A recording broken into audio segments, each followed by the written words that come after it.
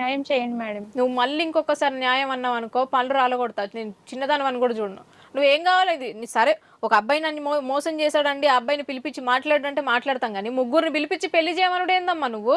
ఎవరైనా తలనొప్పి tablet Ira please కొద్దిగా నాకు.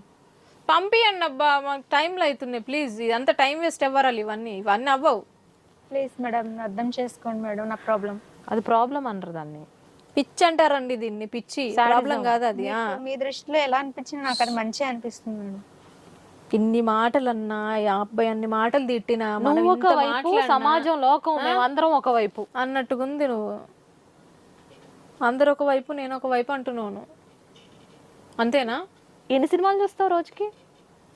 నాకు చూసేంత టైం ఉంటుంది. మైండ్ సెట్ కరెక్ట్ లేదు రోజా గారు, ప్లీజ్.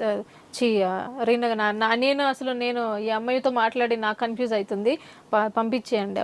మన వల్ల కాదు, అసలు మాట్లాడలేము ఇంక ఈ అమ్మాయితో. ఇది అవ్వదు.